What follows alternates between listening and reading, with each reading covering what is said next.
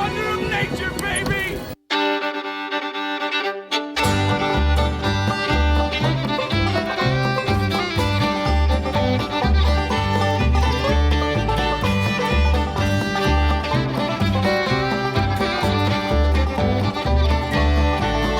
Yes, we'll reel around the flag, boys will really once again, shouting the battle cry of freedom. We will really from the hillside, all together from the plain, shouting the battle cry of freedom. The union forever, hurrah, boys, hurrah! Down with the traitors, up with the stars. We will reel around the flag, boys, and really once again, shouting the battle cry of freedom. Good evening, everybody, and welcome to another edition of Uncut History here on Readout Productions. And you may see that in our in the tagline for tonight, we don't really have a history subject. Well, we do, because I remembered what today's the anniversary of at the 11th hour, and I'm like, oh, I could have just done a whole live stream around that, but my stupid brain didn't want to think until the 11th hour. So yesterday, I was a guest. I was one of the co-hosts for the Comic Shop Wednesday on A Drink with Crazy. And well, a lot of crazy stuff happened. So yeah, if you want to go and just see absolute debauchery amongst some nerds, go check out a Comic Shop Wednesday on A Drink with Crazy live that we were on yesterday. One of the things you will not see that was just kept happening off the screen, my phone just kept lighting up like a Roman candle.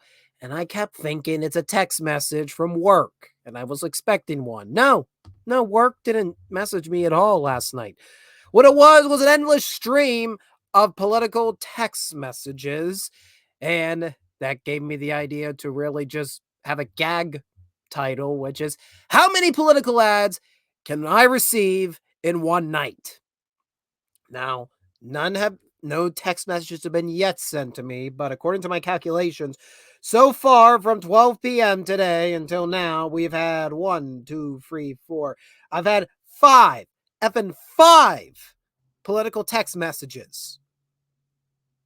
And I don't even know how many I got this morning. I deleted them before I made this live stream. I know we say every 4 years that this is the worst the political campaigning has been. This is the worst the political campaigning has been. I've not been on this earth for long, only for about two and a half decades. But, well, no, 3.5 decades. 3.5 decades. No, yeah. I can't even do math now with the freaking brain rot that is surrounding us as we approach ever closer to November 5th, 2024. We don't watch television serials anymore. The stream of political ads are interrupted with some curious television serials, if you catch my drift. We had me and my co-hosts of the Fubar Digital Lounge. We were sitting and watching some really, really bad horror movies a couple weeks ago. And I kid you not, every ad break we were given was filled to the gills with political messaging. And you get all sorts of political messaging, all sorts of kinds of them. You'll find that you'll get your straightforward, vote for me ads. Then you'll get the fun ones that say, don't vote for them, don't vote for them. My favorite ones are the ones that say, don't vote for them, but don't specify who's making the ad, but you could probably figure it out. There's like, this person's bad. We're not going to give you an option. They're just bad. It's like, oh, okay. There's bad. It's like, do you have no solutions? Nothing? No, everything's just bad, and dark, and evil, and grim, and blah. So, yeah. I'm very fed up with this election that we have all been collectively subjected to. If there's one thing that will unite the United States of America in these dire times in 2024, is that we all universally hate the political advertisements. We hate it when it's in paper. We hate it when it's on television. We hate it when it's on our smart devices. We hate it everywhere we go. Regardless of what our political affiliations are and how we feel the country can be best ran, we all universally agree that political advertisements suck. And they're only getting worse with every passing election. So how's everybody's week been? I had to get that off my chest in some capacity. How's everybody's week been? Today's been a research heavy day. Actually, it's been the first time in a little while I've got to sit down and just do some straight research. I've been so busy lately. And well, I started the week sick. If you heard me Monday, all you would have got was a gurgle. There would have been no intelligible life here from me. But I've improved considerably since then. And I am getting prepared for another one of my blitz, as I call it, when I go off on the road and we go document historic sites on a weekend road trip, as we describe it. We're going to be doing something rather different, but I hope it actually is going to tie all of my favorite interests in history. I'm not going to go in complete detail what the video is going to be, but I promise you one of the videos will combine the American Civil War with railroads, with natural disasters. Oh yeah. We get all of them. We get the disaster, we get the wars. Oh well, war is it is a disaster.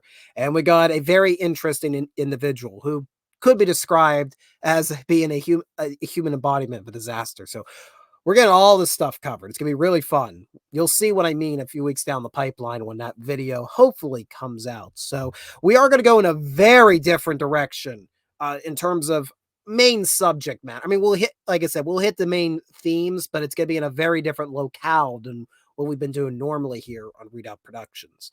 Because I didn't really feel about going to I didn't feel like going to a battlefield on this blitz. I've been doing that so much lately. I'm going to intentionally do something completely different. I'm going to go in a complete literal compass direction. I'm going in a literal different compass direction. Normally it seems I'm going east or I'm going south. I don't normally get to go north or west.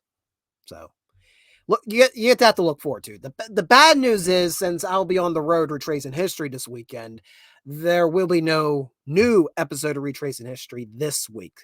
Unfortunately, I've just not had the time to produce a new episode. So I've been trying to experiment. It used to be there when I was stuck in the purgatory of college, and I'm still stuck in that purgatory. Last year when I was stuck in that purgatory, my kind of rule was, if I ain't going to have an episode out of Retracing History, I'll do a live stream. And I was kind of balancing the two. This year, I'm trying to do something. I'm trying to see what shorts do. I've heard some people say I should do a bunch of shorts. I've heard people say do not do shorts, that they're just going to lead me down another rabbit hole that I don't need to go down. Can't hurt to try at this point. So you've probably been noticing I've been posting shorts, especially on weeks I don't have a proper video out. This week we had shorts relating to an American Revolution grave, as well as a honor roll for a small town that we actually highlighted in episode 86 of Retracing History. So those will be popping up, not with a proper schedule in the coming weeks, those shorts, particularly if there's a week I don't have a major video coming out. My desk is a complete mess. There's just papers everywhere. I have, every time I buy folders, I think I have enough folders, and I get into so many different research projects that I run out of folders. So you end up with this big freaking wad of paper. There's like 3 different researches in there, 3 projects in there. Are they all going to see the light of day? Who knows? Who knows? I hope they do. That would be nice. I hope they do. I also, this past week, I had a day for... What is that?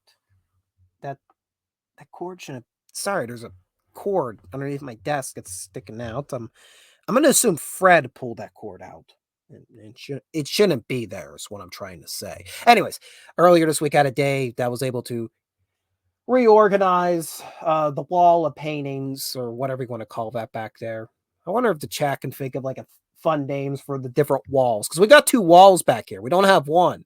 We have 2. No. The jar of peanut butter is safe in the food pantry downstairs. I don't have to check today. I was already down there an hour ago and I saw it in there. I don't think anybody took the peanut butter.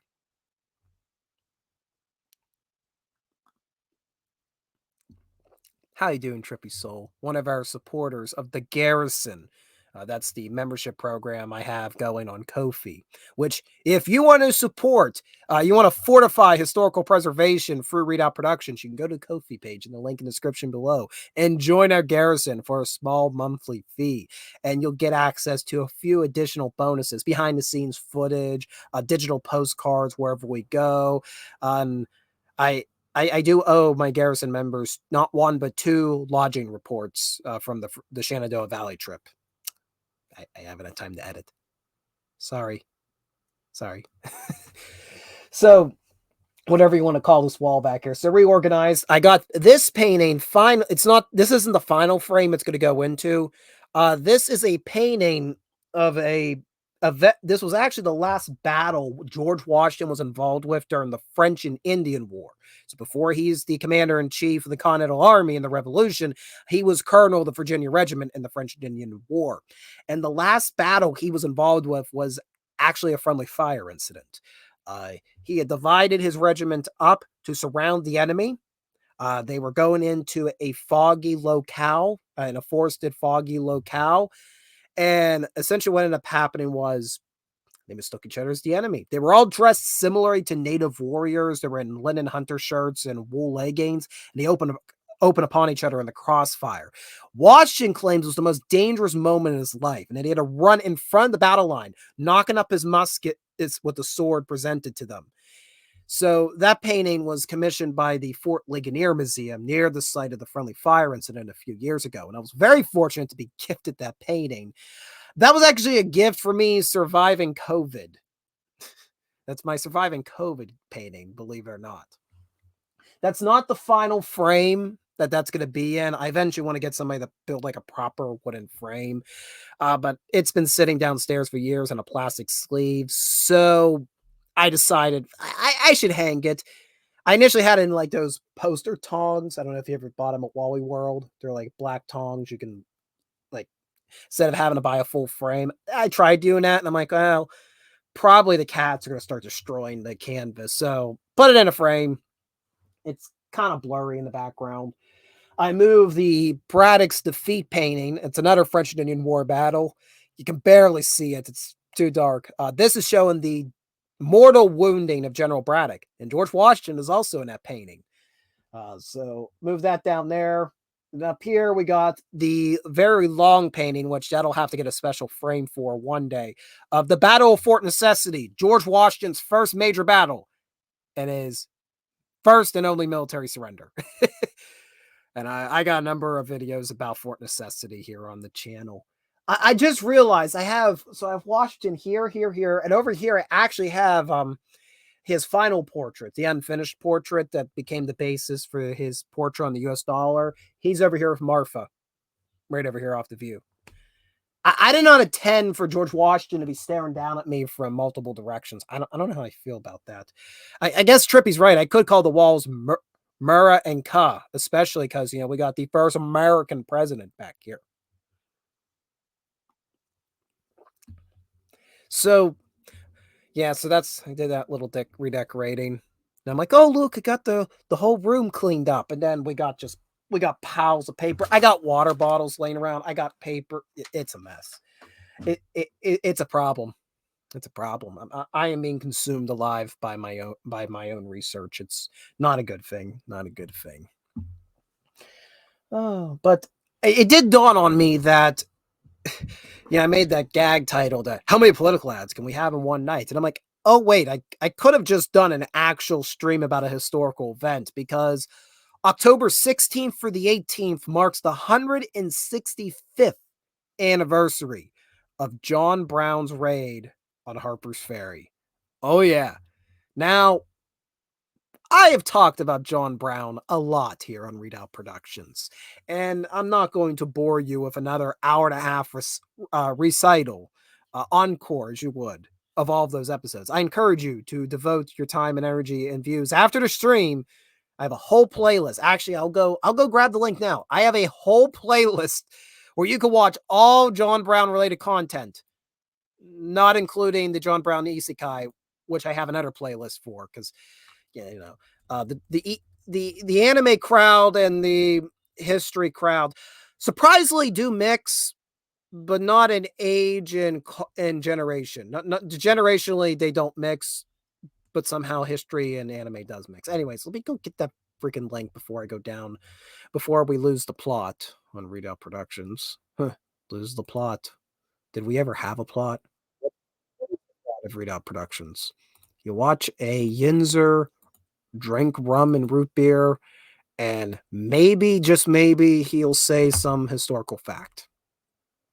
There. So there's the link there. This is actually a playlist I have of all of our John Brown related content. We've explored the story of John Brown's raid on Harper's Ferry. We've gone to Harper's Ferry multiple times and explored the actual scene of the raid. We've talked about how John Brown planned the whole raid out in Chambersburg, Pennsylvania, and later how Chambersburg, Pennsylvania played host to some of the surviving raiders trying to escape to Canada. We've talked about John Brown's fort and the literal moving monument it is. It's a literally moved from multiple locations. And I got a wild ass story behind it. But if you don't know who John Brown was, I am happy to indulge. John Brown was born in 1800. He was born up in New York, and his father had many different, father was a very fierce disciplinarian, instilled the Bible into John, but also instilled into him a hatred of slavery. And John, growing up, he had over about almost a dozen different businesses he had throughout his life. None of them really succeeded. He moved his family all across the country. At one point, he actually had a tannery set up in northwestern Pennsylvania, which a humble collector has been asking me to do a retrace in history of that for many, many years. But I got to be up in that neck of the woods for it. It's of ruins in the forest. I need better reason than just ruins in the forest. I need other stuff in the area. But I definitely stopped to see it. Man, his family, John Brown, had how many kids? Almost 18 children, I believe. Wild man he was. But, he had the Old Testament thought process in trying to enforce the golden rule upon American society. And he perceived the institution of slavery as violating that golden rule. And boy, he was willing to get his hands dirty in solving that crime, that heresy, as you will, as he probably perceived it. John Brown's was very vocal about his stance against slavery earlier in life, but it's really not until the 1850s he grows to big national prominence when one of his sons, who was a homesteader in Kansas, starts writing to him about how there are all of these pro-slavers coming over from Missouri and causing mischief in Kansas. When Kansas was brought in as a territory for the United States, it caused a crap ton of controversy and it truly expedited the American Civil War, as slavery was already a contentious subject in 19th century America, but there had been this arbitrary line drawn across the Missouri border, and the whole idea was, we see everything above this line, that's free, everything below this line, that's slave, and that will balance it out that way, and pray slavery dies out before it can overtake that line. Well, it didn't. And by the 1850s, when these Western states were being admitted, everybody was toying over, it was going to be a freer slave state. And people said, well, this is the United States of America. The people should have an equal say in how they want to be governed. So states will have popular sovereignty. They will vote on what type of state they will be. Will they be a free state or a slave state? Until then, they will be territories as we try to decide their fate. And these diehards, pro and anti-slavers, took this to mean, boy, proxy war! And they loaded up their wagons full of ammunition, flooded into Kansas, and started murdering each other. and John Brown was one of them. John Brown came to Kansas and engaged in guerrilla warfare against anti-slave factions. Yeah. Everyone says the American Civil War began in April of 1861. No, it began in 1854 with the Kansas-Nebraska Act being officiated. It just caused, it was open warfare at that point. It just was only a matter of time before the actual federal government was going to get involved.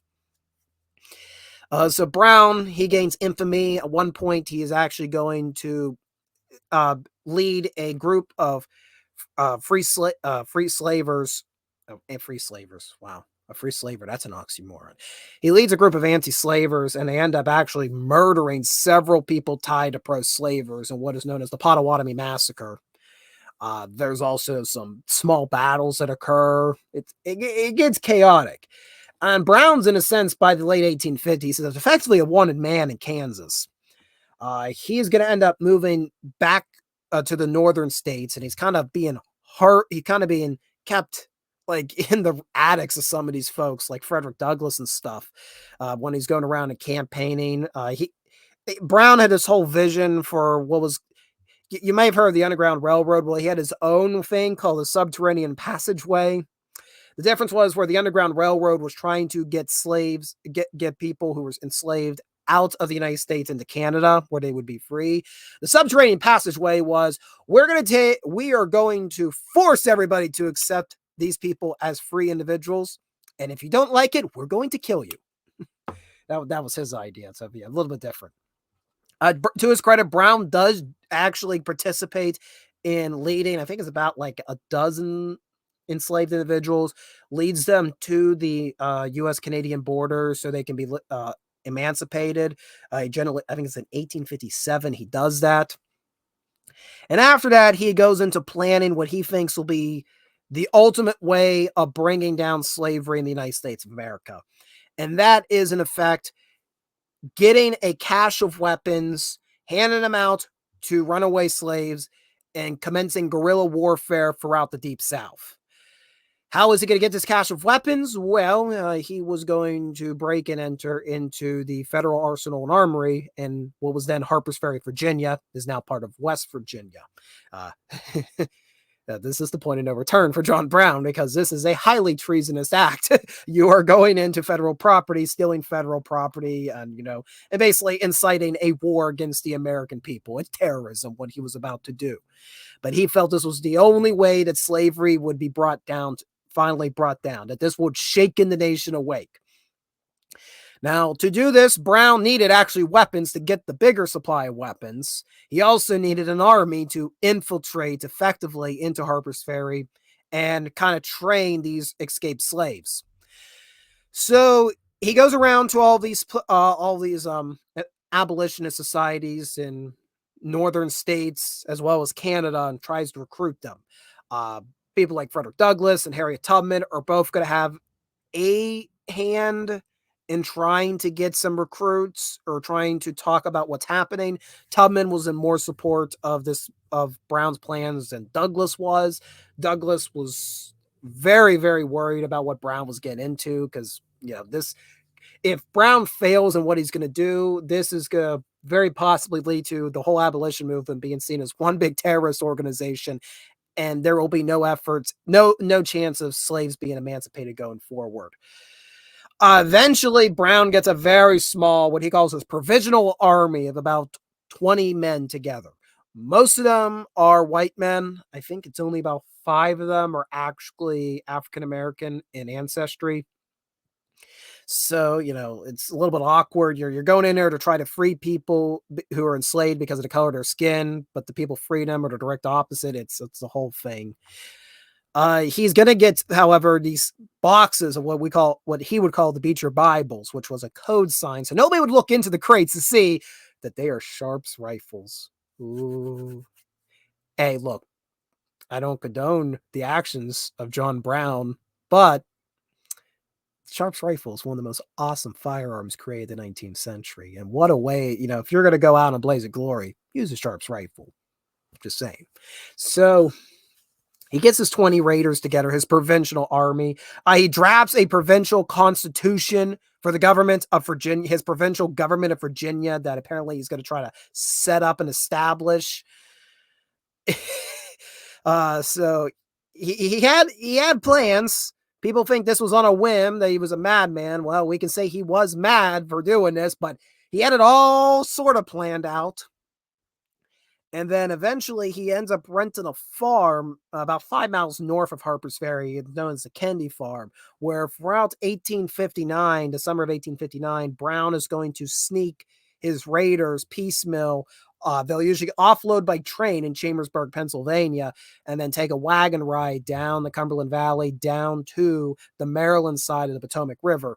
And then they kind of had to hunker in this farmhouse. I've always wanted to actually get into the farmhouse. I'm hoping to do a retrace in history, but right now it's limited access. They were doing restoration for a number of years on the property. I know they were running it as a museum for a bit, so I'd love to actually I've been past it a few times, but there's no real pull off to even get a photograph. I'd love to get in this building. It's not big from what I've seen from the images, and it's hard to believe that he has these like 20 gentlemen crammed in the attic all day. Not to mention, I want to say was one of Brown's daughters and one of the raiders' wives. They were also there as well. And I believe Brown's wife also came down at one point, and they're making food for the raiders. It was a whole operation. I don't know how they did it. I don't know how you lived in this stuffy loft all day long, and at nighttime come out and then kind of do, go through order of arms and everything. And it's astounding what he was going through. So they trained throughout the latter half of the summer of 1859. Some of the raiders, I believe, my brain's a little rusty on the raid information. What was his name? One of the raiders is end up going to be sent into town by Brown to basically win the trust of some of the townspeople, including a descendant of George Washington, who had a very lovely house just west of Harper's Ferry and owned slaves. So, it's kind of win his trust and everything, trying to lull Harper's Ferry into a sense of security. They're brain fried. More rum and root beer. I don't get the brain going about John Brown, right? Yeah, wait, no, he would be, he was a temperance. He absolutely opposed alcohol. I've just upset John Brown. Trippy, where's Billy's money? Do I have to get the money out of you, Trippy? So, by October, Brown ends up actually bumping the raid forward because he's worried that he's about to be compromised. And there's a lot of controversy over this, that if he had waited a little bit longer, that Harriet Tubman was going to actually join Brown at Kennedy Farm, maybe bring reinforcements. It's hard to say how that would have went out. If Harriet Tubman actually had taken part in this raid, I think Harriet Tubman's legacy would be very different in the public zeitgeist of the United States of America. On the night of October 16th, 1859, Brown and his raiders leave the Kennedy Farm and they descend upon Harper's Ferry. And the plan was, under the cover of darkness, neutralize any guards along the Baltimore to Ohio Railroad Bridge that crossed from the Maryland side of the river into the Virginia side. Neutralize any guards they find around the actual armory and arsenal building. And the real objective was not really the armory itself. The armory ran almost like a half mile up the Potomac River on the north side of Harper's Ferry. What he really wanted to get was the arsenal buildings. They were kind of disconnected. They weren't really well guarded, the arsenal buildings themselves, where there was caches upon caches of firearms. Now, Brown did not realize that earlier in 1859, there had been a terrible flood in Harper's Ferry, and actually the townspeople, to make sure the arsenal didn't get destroyed, moved a good portion of that stock to high ground up in downtown Harper's Ferry. This is going to be very important later in the story. But there was still plenty amount of firearms being kept in the arsenal. Really, Brown achieves everything he was going to set out to do. This is what always fascinates me. If Brown's mission it is, as it's often stated to be, to get in Harper's Ferry, get these guns, and get out so he can start arming escaped slaves in the mountains, he's done it. And it's only the early morning hours now of October 17th. And then things fell apart. There was an early morning train that came through town on the Baltimore to Ohio Railroad. Two of the raiders stopped it. Brown himself, at one point, I believe, actually has an interaction right with the locomotive crew. Then the baggage master of the Harpers Ferry train station, Hayward Shepherd, comes out, wondering what is going on, and my dogs are freaking out. Apparently, John Brown's right in my house too. Oh, my dogs. Hold on one moment.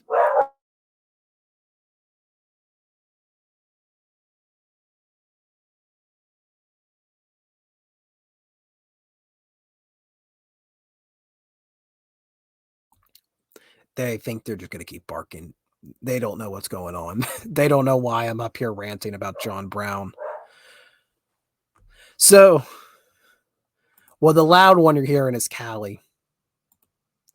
So, Hayward Shepherd, baggage master, Baltimore Ohio Railroad. Hayward Shepherd comes out trying to figure out why this train just stopped dead in the tracks, just shy of the train station. The raiders try to tell him to, go back in the station. You didn't see anything.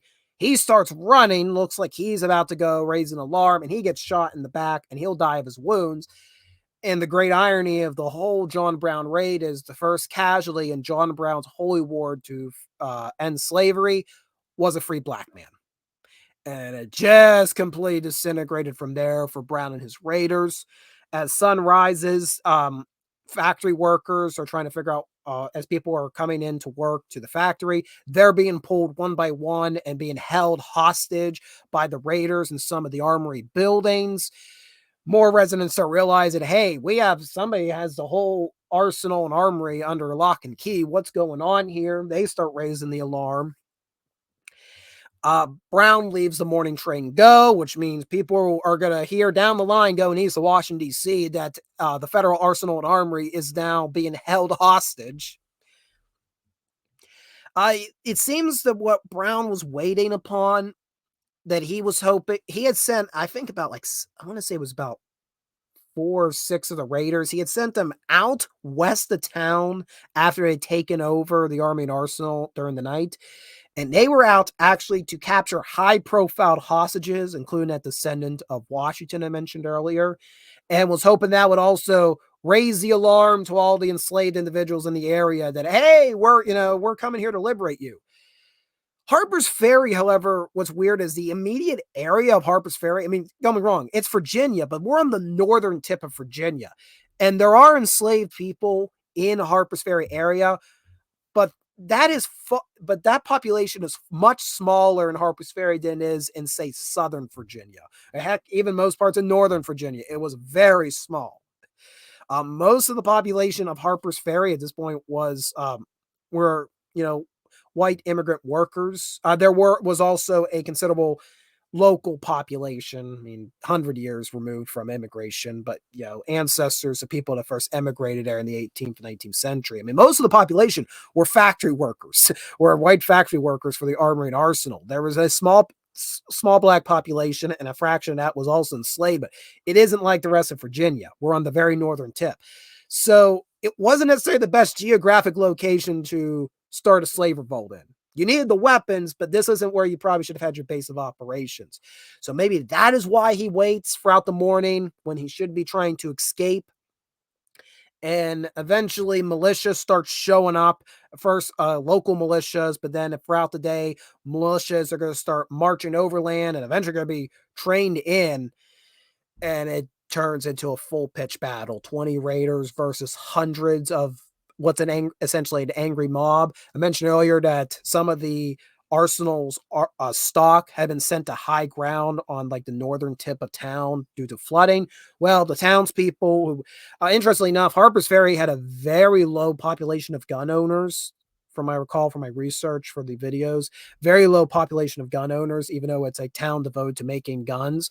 So they're not necessarily well trained with firearms, but they get their hands on it anyways, and they start firing upon Brown's small provincial army. Eventually, you're going to start having militia that's going to come cross the Potomac River, come down along what we call Maryland Heights. It's this very steep bluff on the Maryland side of the Potomac River. If you ever go to Harper's Ferry, it is just awe-inspiring. It's just up there, these sheer cliffs. They're going to snake their way around Maryland Heights. They're going to get on the east side of the railroad bridge, push their way across, push the raiders off the railroad bridge into the town square, and now the raiders are completely surrounded. Eventually, the raiders take a few prized hostages, and they barricade themselves in a couple of the buildings. Most prominently, Brown and most of the hostages, they will be inside the engine house for the armory, and that's your John Brown's fort, if you ever hear recollections of it. DC figures out what's going on. President Buchanan is going to hastily raise some type of regular army to put down this insurrection. He is going to turn to the first federally commissioned officer he can find in town, and the first federally commissioned officer he finds is a cavalry officer named Robert E. Lee. Yeah, that Robert E. Lee. So this is a very weird circumstance where Lee, who's I think he's was it the 2nd U.S. Cavalry Regiment? That's what he's commissioned a colonel in. He's put in charge of Marines just because Buchanan, this was the first federal officer he can find. It's like, hey, Lee, before you leave town, nobody else is here, and I need somebody with a federal rank. Can you take these Marines and go apprehend this radical abolitionist? And Robert E. Lee really did not want this position because he really did not want to make the final statement on slavery. And especially he's thinking about the fact that this is an event happening in Virginia, which is his home state, and he does not want to be seen as his actions as speaking on behalf of the state of Virginia, as well as the actions of the U.S. government over the dispute of slavery. So he is put in a rock and a hard place. In any case, Lee's going to take, I think it's about 90 Marines that are actually under command of an Israel Green, but Lee has overall 40 of the operation. Lee will get into town late on in the early morning of October 18th, and he'll be informed by the militia officers what's going on. I mean, we got reports up to thousands of militia, which I don't think there's some very exaggerated numbers by how many militiamen had descended upon Harper's Ferry to this point. I don't think it was that much. But it was still a large posse. It was a large posse that got around greatly outnumbered and basically forego any chance of the raiders in town escaping. Several townspeople have already been killed at this point. Several raiders have been killed. There's one brutal moment if you read about. I think it's Dangerfield Newby. Is it Dangerfield Newby's? There is one of the black raiders for Brown's provincial army. When he is killed, the townspeople mutilate the body. It is grotesque what the townspeople actually do to some of the bodies throughout the day. At one point, they had apprehended one of the raiders. I think it was William Thompson. And William Thompson was being held in the Galt Hotel. Well, after the mayor of Harper's Ferry actually gets killed in the crossfire, it wasn't intentional. They grabbed Thompson even at the protests of the daughter of the innkeeper, who's like screaming not to do it. Like, hey, we took him prisoner. He's complying with us. They dragged Thompson down the street and they just execute him in cold blood. And then they throw his body over the side of the railroad bridge. They start using some of the raiders' bodies as target practice in the river. It is just an ugly scene by the time Lee arrives. So that's why Buchanan sent a federal official, because it was just things were just getting out of hand on both accounts, on what Brown was doing and on what the Harper's Ferry population was doing. So Lee takes charge. His second in command is Jeb Stuart. Oh yeah, Jeb's here too. Well, I mean, come on, Jeb Stewart's always got to make a cameo in a Readout Productions retelling. And Jeb Stuart essentially is the guy who Lee is sending out into no man's land in the early morning hours of October 18th and trying to talk with Brown, telling him the situation. You're surrounded, come out and surrender and no harm will come to your men. Brown is basically trying to negotiate his way out. He's saying, well, I got these hostages, I'm going to do it. You better let me go across the Baltimore, Ohio Railroad and give me a head start. Why don't you? Yeah, all these awesome they're all making these cameos. So eventually, Lee cannot negotiate with Brown via Stuart. And Lee tells the Marines, all right, you guys go in and take him out. Take him out by force. Now, since there were hostages inside the engine house, the Marines didn't want to actually assault it with firearms. So what they do instead, they go get a couple sledgehammers they find in one of the armory buildings. And they just, very low to the ground, are trying to break their way through until the point where they get the wall weak enough. And at this point, remember, these Marines are running up there trying to hit 1-2 shots, bolt out. And you got, the Raiders inside or this tiny little place firing with Sharps rifles. These are repeating rifles, single shot, but very quick to load. Far faster than a smooth-bore musket. Eventually, Green finds this ladder laying around, tells these guys, go get the ladder, and they use it as a batter ram. And after about 2 good or free strokes, they break through one of the doors in the engine house. There's a brief melee. One of the Marines is killed in this moment. Several more of the Raiders, at this point, there were very few Raiders still alive. One of Brown's sons died on the floor in the engine house, bled to death from wounds he had received earlier. It's a ghastly scene what the Marines walk into. It's probably no more than maybe 30 seconds to a minute of hand-to-hand combat. Green tries to actually drive his sword through Brown's midsection, but he gets stuck on the buckle, on Brown's belt buckle, and actually folds backwards. It's a crazy scene. And that's really the end of John Brown's raid. I'll bring up the official casualties, because for a small little raid, it is bloody. The casualties are high on, you could call all 3 factions, if you can include the townspeople as a separate faction. I'm using the high-tech resource of Wikipedia. But according to the casualties are for Brown's provincial army, 11 were killed, 7 were captured. 1 would later die of wounds in prison, and 5 of the Raiders would ultimately escape without being captured. As for the Marines, for Lee's contingent, at least 1 Marine was killed. 1 other was wounded, and at least 6 civilians were killed and 9 civilians were wounded before this mess had officially ended. And that should have been the story of John Brown's raid. But as you know, there's a little bit more to it. Brown and the surviving Raiders are captured. They'll stand trial. They're all going to be eventually executed for the crimes of treason against the state of Virginia and other crimes. Brown at that time really is allowed to have all sorts of visitors and really gets to just speak his mind to anybody who wants to hear it. He is going to write numerous letters. I think this is the most the man has ever written in his life as he awaits his date of execution.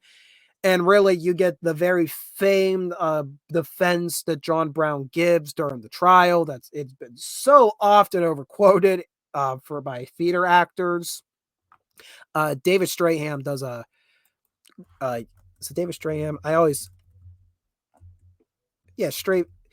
Strathern. So it's David Strathern. Anyways, David Strathern, the guy that played Sid Hatfield in Mate 1. That's what I remember as. David Strathern. He does a great interpretation of Brown's self-defense. So actually go look it up on YouTube. It's pretty well done. But eventually this really turns Brown from this, madman terrorist, and kind of turns him into this martyr for abolition. He's writing his eulogy essentially, and kind of shapes the opinion of the American people of his actions in Harper's Ferry. So if Brown died at Harper's Ferry, I don't think this event would have as much impact in the history books as it does today. But because Brown has this time to defend himself and try to claim what his actions are for, and though there has been contention over, many people have contested that he was not a man seeking his death in Harper's Ferry, but he basically boldly claims he is more than he can't. I think at one point he straight up says, "I can't wait to hang," as he awaits his execution. So part of me has always wondered if he never told the Raiders that his A plan was, ideally, if we can start an insurrection and, slave revolt, that'll be great. But that's very unrealistic. And I don't think he told everybody we're probably all going to die, but doing it is really going to win the abolition movement publicity. And if I live, really good publicity. If I die, really bad publicity. So I've always wondered if there was part of that in the back of his brain that he kind of saw this as a suicide run, but not in the sense that he wanted to die in battle, but he hoped that whatever he did that day was going to stir up a commotion over the debate of slavery, and he succeeded in that. And I have actually said several times in various videos, John Brown did not succeed in starting a holy war against slavery, but he did succeed in starting a civil war. I've always seen the raid on Harper's Ferry as really if you want to say the true instigation, the point of absolute no return. There's been a point of no return that, yeah, we're going to have to fight over the debate of slavery, but the point of this is happening imminently for this generation of Americans. The debate over slavery is going to become bloody. It's the raid on Harper's Ferry. So I know some people, there's a lot of dispute amongst historians. Some say, people have over emboldened the significance of this raid. Other people say it's underappreciated. I'm one of the people who think this is an under-recognized event in American history. John Brown's raid really deserves much more attention as a catalyst for the American Civil War, and definitely makes you question, do the ends justify the means? How far does civic engagement go? How far does one have to go to still be in the moral right, but in the legal wrong to make change? It just makes you think about a lot of things John Brown raid does. But again, I have a lot of videos here on this channel about John Brown that go into far better detail. They're far more coherent to what I've just rambled about. So the link's already there in the chat. Consider going over there. Get a nice little playlist. You can also, if you're not here for the educational aspect, you're here for the lulls. Don't worry, I got another playlist for you, and it's still about John Brown. We have a reread of a John Brown isekai. It exists. If you don't know what an isekai is, well, let me educate you. You see, isekai is a genre where somebody is transported to another world.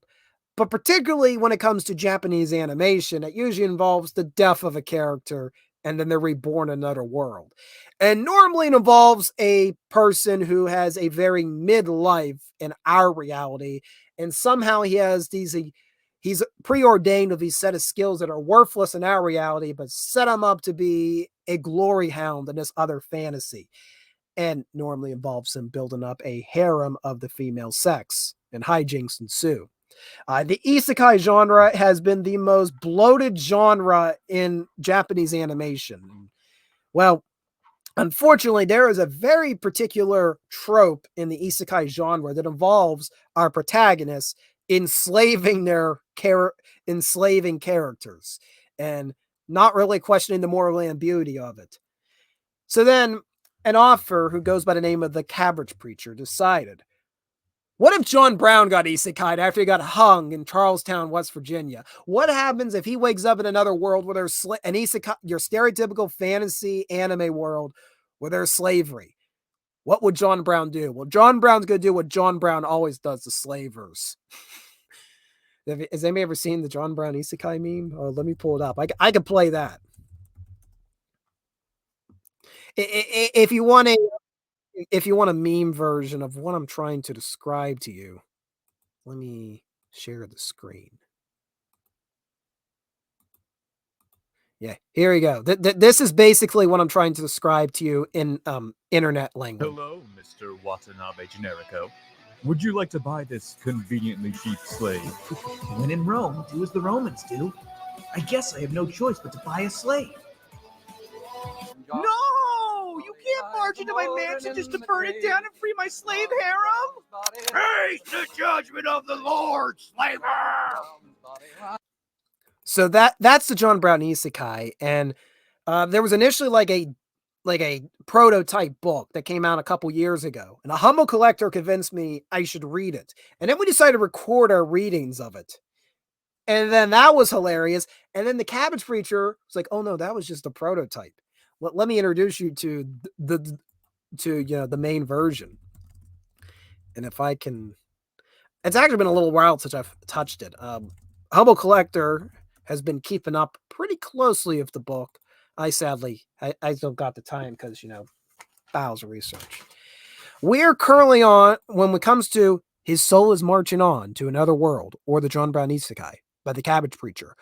We are currently up to, oh my God. Jesus Christ, we're at the point of where I can't read the Roman numerals. Christ. Oh no. Oh no, you've gone too far, Cabbage Preacher. Oh wow. We're up to, according to Google, we're up to chapter 93 of the John Brown Isekai. It's a great read. I've barely caught up to half of it, but maybe you can overtake me and finish it. Finish the journey. There. Please read the Cabbage Preacher's magnum opus, the John Brown Isekai. We did read the first 4 chapters of the primary book. We actually read the first 2 on location at the Harper's Ferry, the former site of the Harper's Ferry Armory Arsenal. Because, yeah, I'm that type of person. We blessed the Cabbage Preacher's sacred text at the scene of the crime, as it were. It was a glorious moment. It was one of my proudest moments. My life actually peaked at that moment 1 year ago in Harper's Ferry. And then it's just been troughing into endless political ads, causing me to spiral into insanity. It's been a great time. Mm-hmm. Indeed, if you're not laughing at history, you're not being properly educated on the subject. No, because there's so many moments in history that are just ironies, oxymorons, contradict, are completely ignorant of everything we've just learned, and you just have to laugh at the hilarity. Just like, how are we keeping together?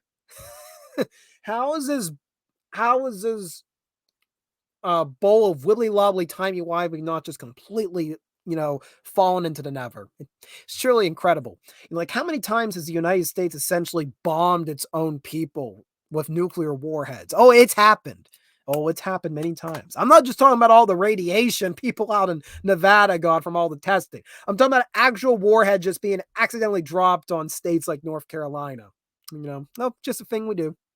We actually had a broken arrow incident actually occurred like within reach of where I'm living, not like a close reach, but enough that I want to do a video, but to actually go to the crash sites, well, the main crash sites on private property, but the other smaller crash sites, because the plane disintegrated, they require a walk through the woods, which I don't want to do in the summer.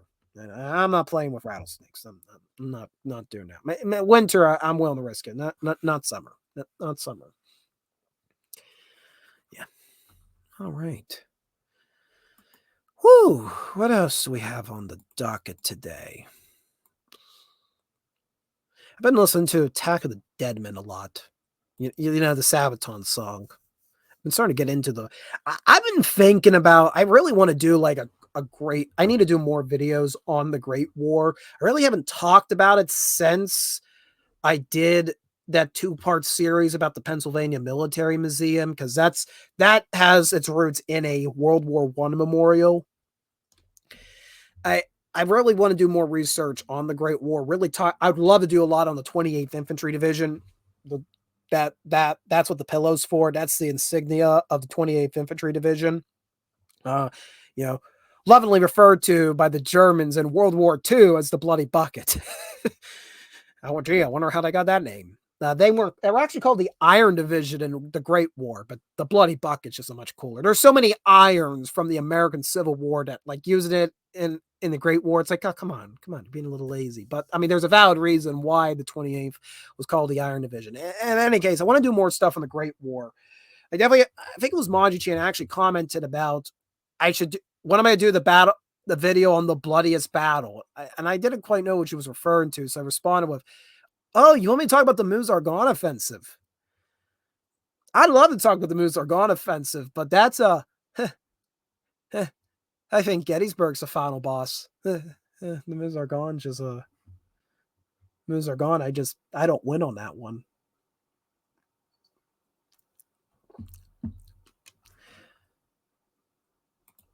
Because I talked about the Mystery Flesh Pit and I'm not going back to Texas. I can't get back there. It's all fenced off. You saw the video. We tried to get in there, Trippy. It's only a memory, fond memory, a fond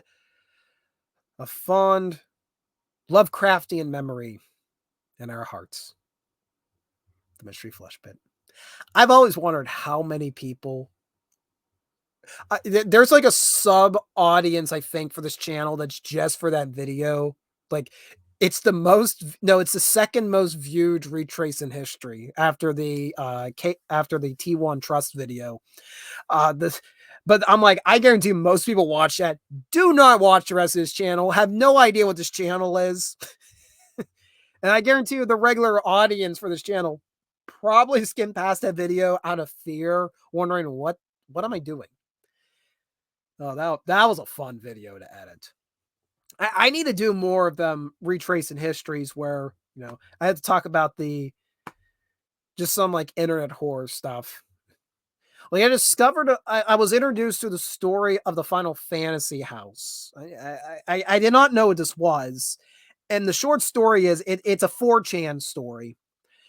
Basically, in the early days of the interwebs, like the mid-2000s, people started posting on these discussion boards about like a fraternity house where like the head of the fraternity was trying to basically live action role play as Final Fantasy characters and just was using that live action role playing as a ruse to abuse people.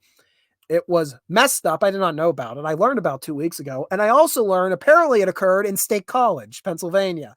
So apparently that's tied to Pennsylvania history. So if somebody wants to point to me where the Final Fantasy house was, I guess I'll do a retrace in history on that. I guess that counts. Well, I like talking about the Mothman. The Mothman I find to be a fascinating story. But most cryptids, I find them to just be kind of really just goofy. But there are a few that I probably could talk about where I'm like, there's enough there where I'm like, there's definitely something he said. Oh yes, there is an endless stream of cryptids on Chestnut Ridge. So many Bigfoots, so many orbs, so many Bigfoots holding orbs. They all kind of blend into themselves. I have vaguely thought about doing like a recount of what they call it, the UFO Bigfoot flap of 1973-74, where there was like this unusual amount of strange phenomena reports. I have volume 1 of Stan Gordon's case book on it. I'm planning to get more of them. It's interesting, but I don't know how it holds up to like other reports of strange phenomena. What was the one I was watching a video under siege UFO. What video was it? Oh, it was by what Lurks Beneath. He did a video about that farmstead that got like besieged all summer one summer in the 80s by all sorts of strange phenomena. That was a weird account. So I watched that a few days ago. I guess, I mean, I'm going to have to at some point do a Kecksburg video. It is inevitable that Readout Productions is going to do a Kecksburg video for reasons. Some of you know why those reasons are inevitable. Others are very confused, but there are reasons. Centralia, there's nothing there. There's nothing there. I've thought about going out to that region. I mean, there's other stuff in the Ambrosite, a lot of stuff in the Ambrosite region, but actually Centralia, it is so overly mythologized, and there is a really good story of Centralia, but actually visiting it today, there's nothing there. I think I would enjoy doing maybe just a straight up documentary on it. One of my, usually once every 3 months, I do just a straight up documentary. But Centralia, because they've even destroyed the graffiti highway, the old Route 61 that buckled from the heat. The private property owners completely covered it over with dirt so nobody would go back there. So there's nothing, you can't go back there anymore. There's nothing there. In Centralia, there's the church, I think is still standing, but it's abandoned. I think the fire hall is still there. There's maybe like 2 or 3 houses. There's nothing there.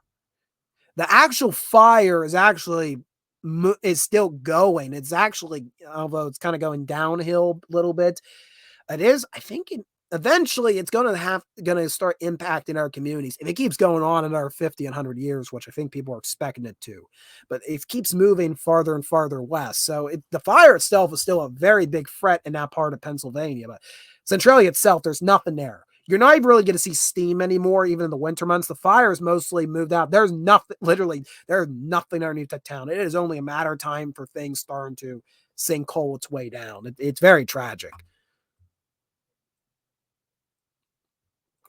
The weird books. Yes, I have read, when I was in elementary school, I did read some of the weird books, Weird Pennsylvania. I did read them. There was a place I wanted to go visit it, but I didn't have time. And also the weather was so crappy when we went out to see Valley Forge and Brandywine and Paoli back in March. I wanted to go see the Valley Creek Road tunnels. So these are out by like Downingtown, Pennsylvania. It's a series of they're free twin tunnels.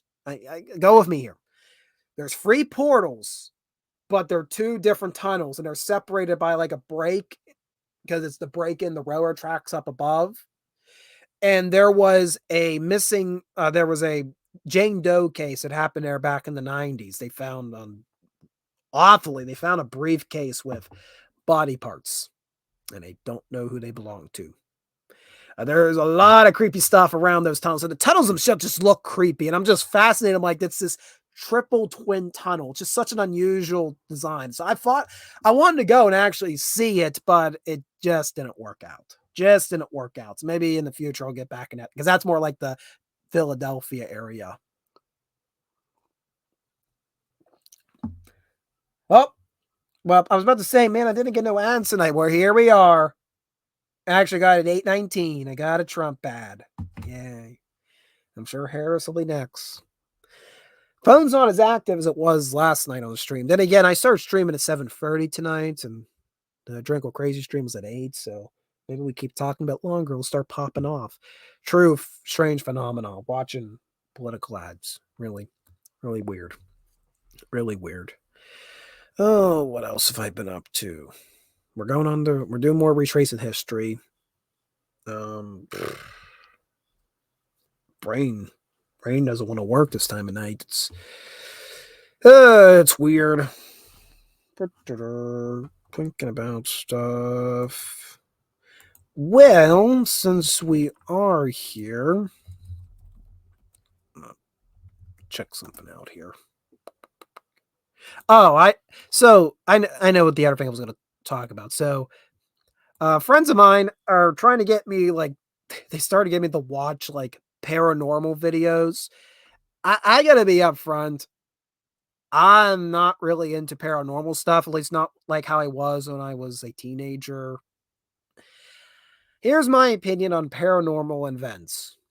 I do not dispute what people believe they saw or what they experienced. Their experience are unique to themselves. But most of your professional investigators, I think, are far too into it. And sometimes they need to take a step back and laugh at themselves. And I think many, many phenomena can often be explained by some sort of real world event. Not all of them, but most of them. And these professional investigators have the most ridiculous jargon to make them sound like they're specialists when they're really just making stuff up as they go along. Because I've had people ask, why don't you do haunted stuff? Why don't you do ghost stuff and this and that? It's really just not my cup of tea. I treat it as folklore. That's where I leave it. I treat it as folklore. Hey, there's this interesting thing. And then usually I'm done with it. Anyways, friends of mine have been getting me to watch Garrett Watts. Now, Garrett Watts is a YouTuber who for a while he was just doing a bunch of random stuff, but recently in the past couple of years, he's really geared toward just doing haunted videos. It's his big thing. It's where he's found a lot of his views. And they said, well, he's a little bit different. And I'm like, okay, define different. He different. He different of his personality. I will say my big issue with Garrett Watts' videos, he's a bit too much of a personality, if that makes sense. He is very overwhelming, and I do feel like he's somewhat putting on a show, because when he does his intros and outros, he definitely has a more calmer personality to what you're seeing in the video. He's firing off at 15 million miles per hour. That being said, I do enjoy his gags, and I have enjoyed his content. And he definitely does what few people could do, is that he can poke fun at himself and the whole paranormal thing. Like, you got all this doohickeys equipment out, and sometimes he's just able to go, oh, that's just sensing a fart. You know, he's able to kind of poke fun of himself, which definitely makes me happy. So I've been watching some of his stuff lately. The best one I saw was he actually he was staying in this like small Washington, or was it Washington, Oregon? He was staying somewhere in the Pacific Northwest, and it looked like a small mining or logging town. He did like 2 or 3 videos out of it. But it was like a town that I would go visit. It wasn't a big tourist attraction, just a small little community, but it had some historic structures. And hold on, cough button. I'm going to borrow Captain Garrett's producer. Producer, cough button. I'm still recovering a bit.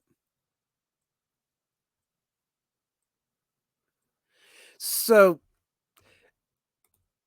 even if 1% of ghost videos are explained, it means it's 100% proof of the physics we don't know about yet.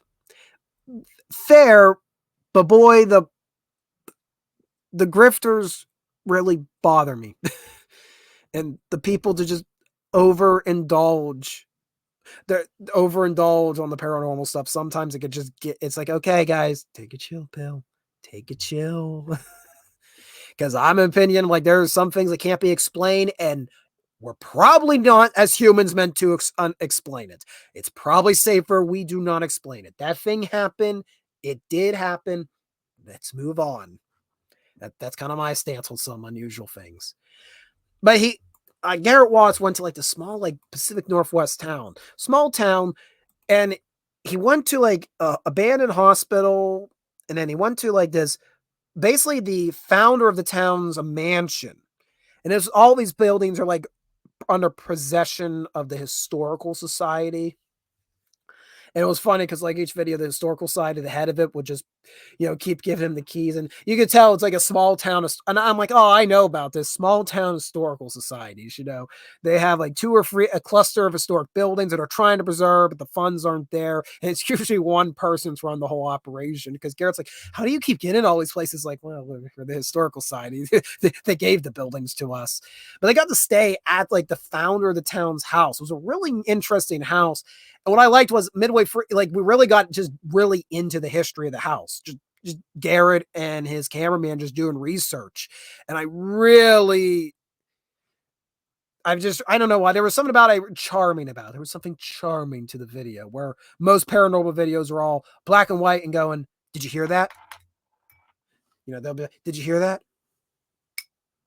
Oh, did you hear that? And all freaking, glow in the eyes because they have the night vision on, and just like, I will never forget. I think the moment that I really started having a buzzkill when it came to paranormal stuff was, and this was like 8-year-old me. They did remember that Most Haunted, the British paranormal investigators? They did a Most Haunted live episode from Gettysburg. The first stop was the Shriver House. Now, 8-year-old me had already been to the Shriver House twice, and I'd been there like almost a half dozen times since. Awesome museum. Walk into the house. Did you hear that? Yes, that's the floor creaking. I know, I've been there. So when I'm ranting about paranormal, I guess you want to say paranormal grifters, those are the people I'm talking about that I have an issue with, and it really kind of just kill my enthusiasm or my interest in certain types of strange phenomena. I treat it as folklore. I don't dispute what eyewitnesses actually claim they saw. I don't do that. But the investigator end, sometimes I kind of like, okay, guys, you're not gonna be able to use our human technology to explain non-human things. It's just not gonna work. That's just my opinion of it. Yeah, they're definitely out for attention. The whatchamacallit from, what was it, Ghost Adventures? There were so many of them in the early 2000s. You had Ghost Adventures, Ghost Hunter, Most Haunted. My favorite, and then then you had like freaking all the alien stuff, Ancient Aliens. You had all these. They're still around. 15 million. Could it be the aliens? Build a pyramid.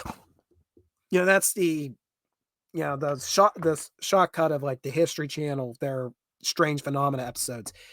The only one of all these Strange Phenomena mainstream series I've ever mildly enjoyed was it? The freaking basically was the Duck Dynasty of Monster Hunters. I think it was just called Monster Hunters, wasn't it? It was the one with the it was like the Appalachian guys. It was Mountain Monsters. Because you know what? These guys came out and said it. We want to shoot Bigfoot. Why? Because we're Americans. And he's out there. And we're going to kill him. Just so we could tell everybody we killed Bigfoot. I respect that. It's just like, okay, fair enough. You just want to shoot you just want to shoot the guy. Okay. And you definitely need to probably see a therapist, but go ahead. By means. So yeah, that was like Monster Hunters was like the only semi-good of the Strange Phenomena, reality TV shows that I can mildly get behind. Because I just straight up told you we didn't want to shoot the cryptid. That's all we want. We want to mount him on the wall. And just show everybody, see, we killed him. He's real. He dead. We did it, not you. Oh, yeah, Monster Quest it was basically similar to that one UFO Files one. They would go out there and try to employ the science. They would try to employ the science. And it's just like, please stop. Just stop. You can't explain the unexplained. It's why we call it the unexplained. They just go out of swamps. That's all they did. If I vaguely recall it right, they go out in swamps. I usually remember every episode of probably some type of, bayou. They had the big fan on the back of the boat going through the bayou, and they found nothing. Yep, yeah, basically, yeah, that was it. Yeah, it was they just rode around the bayou and found nothing, and sounded really smart about it. Like, okay, Oh, that was the wrong button. Hold on one moment. I gotta drink of water.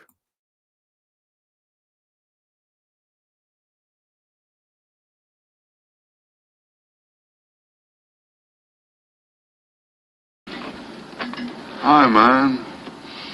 What are you doing? I'm drinking wine and eating cheese and catching some rays, That was the only gag I can think of at that moment. It was just like, I need something to cover me as I take a drink of water, but most of my gags are like 2 seconds. I mean, I really haven't got the chance to use this one yet. Extreme! Oh yeah, I need to find an excuse to. I need to make more of these. But I am thinking about we need to do like some for Halloween. I've been tossing around a few ideas, but they kind of hinge upon me having the time to do the research. I've thought about like doing a debunking the Winchester Mystery House. I've been watching some videos about the story behind the Winchester Mystery House, and yeah, most of it is just the media outlets of the 1920s, just basically just making stuff up after Sarah Winchester passed away, and basically trying to fill in the blanks because she was a very private individual. It seems that she just had really, when you break it down, Sarah Winchester was very, very much an architect enthusiast, and it's like, well, I have all this money and I have nobody, so I'm going to devote my time and energy to building a mansion, and this is what I do. She treated it as like her painting, essentially, which is why she never ended the building's construction. And the reason why so much stuff goes nowhere in that building is because the initial mansion partially collapsed or burned during the San Francisco earthquake. So when she rebuilt it, because she was like, well, I don't feel like spending the funds of tearing this all down. I don't need it. I'm the only person in here. All my servants, of course. I'm just going to partition that wall off. I'm not going back in there. And hence why everything looks weird. And that the stairs are so shallow because as she got into old age, she was heavily hindered by arthritis, and it was easier for her to walk up those shorter stairs. The number 13, a lot of stuff, apparently, it's all made up. It's all crap made up by the media. The media making stuff up to dehumanize somebody. Who would have thought? So I've thought about kind of like titling it, I Ruin Halloween and Debunk the Winchester Mystery House. That's been an idea I've had. I've also thought about talking about the the Turnpike Phantom of the 1950s, which this is more of like a true crime story. There actually was a serial killer that was loose on the Turnpike very briefly in the 1950s. Well, kind of a serial killer.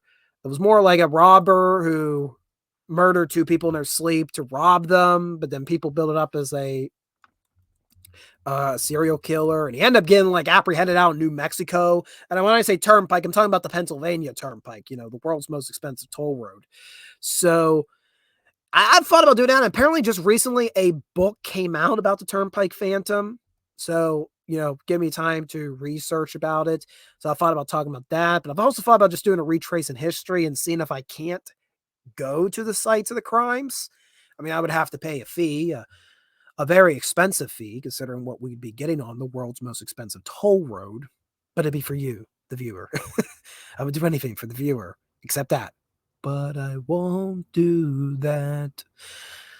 So I've thought about that, or honestly, I'm thinking about maybe we can just open up a thread on Twitter where you folks can submit ideas on strange or horrific, you know, horrifying true stories, you know, or just unusual story, you know, Halloween-esque stories you want me to talk about. We could always talk about Lizzie Borden. You know, it's always fun to talk about Lizzie Borden. That's always an interesting story. Yeah, the John Wilkes Booth escape theory. That's always, I've always contemplated that. I don't know too much, honestly, about the John Wilkes Booth escape theory. I mean, I've heard everybody say, well, he didn't actually die in the fire, you know, at the farmstead. I don't know. It seems the weirdest thing is that what I know about the conspiracy over John Wilkes Booth's death is there is a wood engraving of what's supposed to be the autopsy of John Wilkes Booth. And you can plainly see Alexander Gardner, famed Civil War photographer, is in the engraving photograph in the autopsy. Where's that photograph? Doesn't seem like some of them just get misplaced. We're not talking about like a photograph on a Civil War battlefield. We are talking about the photograph of the body of the first presidential assassin in American history. Oh yeah, there's the whole I've heard about the mummy, the Booth mummy. It's complete. It was a complete hoax. It wasn't his mum. They would not have been just lollygagging around the countryside. It's a hoax. I don't even know why he'd be a mummy. Why would he be a mummy? But they will not let you go try to exhume his remains. That is interesting. Deem a scary ghost video. And we could always try to find a way to jerry-rig my meager setup up and we could play Alien Isolation. I don't know how to jerry-rig that. I mean, I only have a PS4 for Alien Isolation. If you really just want to watch me get scared. I mean, I'm always down to playing Alien Isolation again. Been a little while. It's crazy. Yeah. Crazy stuff. Crazy stuff, man. Man, you're scary, mind you. Scary. Yes, Booth was at the hanging. Jackson was at the hanging. There were many people there at the hanging of John Brown. That one is actually not uncommon to find so many people that were actually at. I mean, there were thousands that attended that. And if you, Stonewall Jackson's purpose, which I always laughed at, his purpose to be there at the execution was to actually arm an artillery battery and have it trained out in the crowd. So in case there was a effort to try to, free John Brown, apparently they were going to stop the person trying to free John Brown with a freaking cannon. Okay. A little excessive. I don't know how accurate you're going to be. I mean, you'll take the would-be liberator away, but what about everybody in the crowd and the executioner? And Brown himself, well, Brown's going to kill anyways. Yeah, well, what about the courthouse? You're going to take everything out.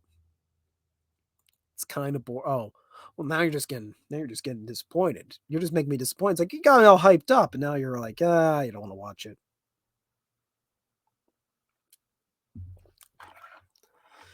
All right.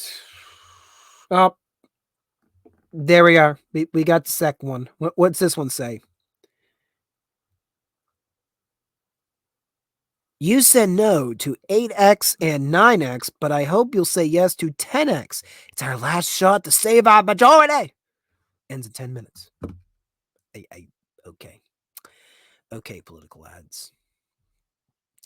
All right. Well, with that being said, because my throat is starting to get dry, and yeah, I'm probably regressing all the progress I made on recovering from my cold earlier this week. Just in time to go do a slew of videos. Yay! So we're gonna wrap up tonight's stream. Thank you everybody for tuning in tonight. Hope you had a good time. I'm gonna try to keep bringing back Uncut History weekly, 7:30 p.m. Eastern Standard Time on Thursdays. I've also been really wanting to do like a stream where it's not so history focused. I have that Fubar Digital Lounge channel, and I really haven't done much lately with it. Oh, you're starving. Yeah, I can't provide food, unfortunately. I provide a lot of things, but I can't provide food. Well, there is peanut butter in the food pantry downstairs. But we don't talk about the peanut butter. I want to do more of Fubar Digital Lounge. So I've been thinking if you folks are interested, I've been thinking about doing like a live stream, maybe doing it like I was kind of like doing like every fortnight. So it wouldn't be a regular stream, but like once every other week or once every month, and just doing a stream where I invite a few folks on, and we just shoot the shit about just pop culture stuff, a lot of anime stuff. Because again, anime and history does overlap. I promise you. His history buffs and anime fans have a lot in common. Unfortunately, the generational barrier doesn't see it. So I'd love like to nerd out about anime over on the Fubar Digital Lounge with some other folks. You can talk about the OVAs from the 1980s and 90s I've been watching lately, and boy, am I getting an education on it. So I'm thinking I might start doing maybe like a couple more live streams. I've also thought about doing like a morning stream on the weekends, maybe like a Sunday. I've been thinking like hardtack and coffee or something, but I would like do it. But I can't guarantee when I'll have the time to do it. I can't do it weekly. So what am I rambling about? Oh, I do a live stream Thursdays, 7:30 p.m. Eastern Standard Time. It's called Uncut History. You're watching it right now. If you like this, great. Let me know in the comments section what you thought about tonight's train wreck. We do these train wrecks every week. And then, not this Saturday, but most Saturdays, I do post a video, predominantly our vlogging series, Retracing History, where we go out to see historical sites and talk about historical individuals and events.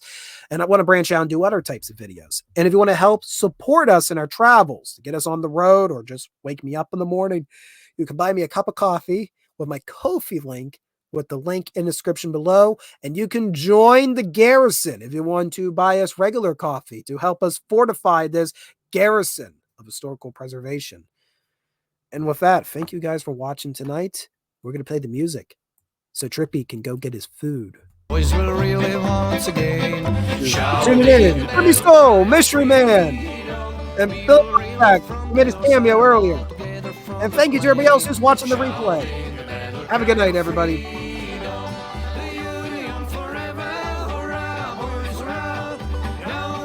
Traitors up with the stars, we will reel around the flag. Boys will relay once again, shouting a battle cry of freedom.